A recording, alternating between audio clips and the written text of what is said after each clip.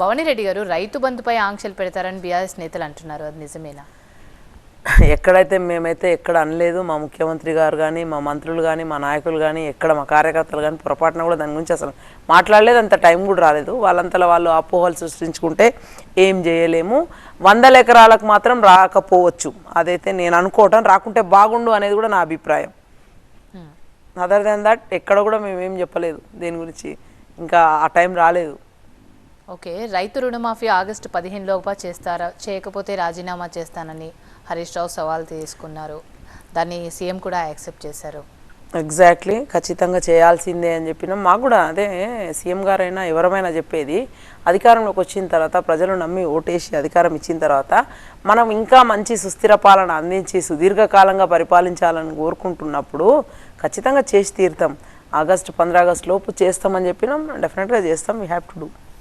Okay, దేశ స్థాయిలో రాహుల్ ప్రధాని కారు అనేది బీజేపీ చాలా గంటాపదంగా చెప్తోంది.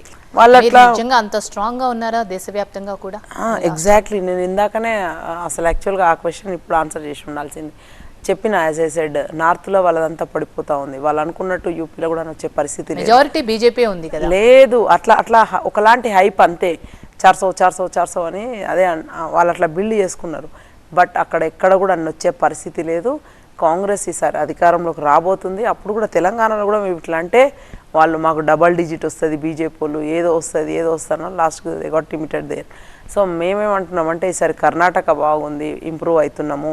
తెలంగాణ అయితే నంబర్ 1 యాజ్ ఏ సెడ్. తర్వాత కేరళ ఇంప్రూవ్ అవుతుంది, ఎవ్రీవేర్. సో అక్కడైతే ఇంకా వాళ్ళకైతే సౌత్లో వాళ్ళకి స్కోప్ లేదు బీజేపీకి. నార్త్లో కూడా మనం ఈసారి బాగా అయ్యబోతున్నామని చెప్తా ఉన్నాము.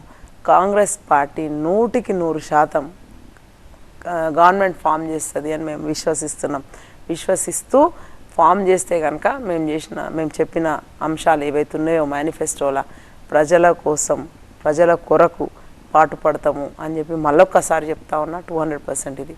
కానీ మీరు చెప్పిన దానికి వాళ్ళు చెప్పేదానికి రివర్స్లో ఉంది. నార్త్లో స్ట్రాంగ్గా ఉన్నాం, సౌత్లో వీక్ ఉన్నాం కాబట్టి సౌత్పై ఫోకస్ చేస్తున్నారు అని బీజేపీ నేతలు చెప్తున్నారు. మీరు చెప్పింది ఏంటంటే నార్త్లో వీక్ అవుతున్నారు కాబట్టి సౌత్పై ఫోకస్ చేస్తున్నారని. ఇందులో నిజమేంటి?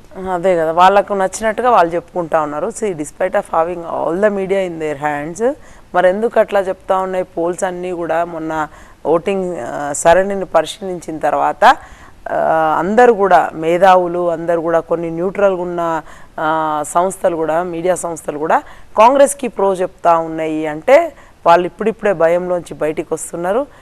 వాళ్ళు కూడా ఊపిరి పీల్చుకున్నారు. Congress is coming into power అని చెప్పి అందరు విశ్వసిస్తున్నారు. చూద్దాం, ఎన్ని రోజులు లేదు కదా. ఇట్స్ లైక్ ఇంకా 15 days అయితే అయిపోతుంది, వచ్చేస్తూనే ఉంటాయి కదా. బీఆర్ఎస్ పాలనలో రెప్పపాటు కూడా కరెంటు పోకుండా ఉంది, కానీ ఇప్పుడు కరెంట్ అక్కడక్కడ పోతుంది. మొన్న కేసీఆర్ భోజనం చేసేటప్పుడు కూడా కరెంటు పోయింది అనేది, కరెంట్ అనేది కూడా హాట్ టాపిక్గా మారింది. అదే 85,000 కోట్లు కరెంటుకు బకాయిలు పెట్టి అన్నీ చేస్తూ ఉంటే అట్లనే ఉంటుంది. సో మేమేమనుకున్నామంటే మొన్నటి దాంట్లో అంశాలల్లో శ్వేతపత్రం ఇచ్చినాం ఒకటి. అందులో క్లియర్గా చెప్పిండ్రు మా మంత్రులు, అంటే వీళ్ళు ఎక్కడెక్కడ డిస్కంల దగ్గర ఏం కథలు పడ్డారు, ఏమేం చేసిండ్రు అన్నీ తేట తెల్లమైంది. సో అది ఇంకా దిద్దుబాటు చర్యలనే ఉన్నాము. బట్ కరెంట్ ఎక్కడా కూడా నాకైతే అట్లా ఐ నెవర్ ఎన్కౌంటర్డ్. బట్ మంచిగానే ఉంది. అది ఎక్కడన్నా అవుటేజెస్ ఉంటే, అది థండర్ స్టార్మ్స్ వలన ఎక్కడన్నా అవుటేజెస్ ఉంటే దాన్ని పెద్ద భూతద్దంలో పెట్టి చూపించడము.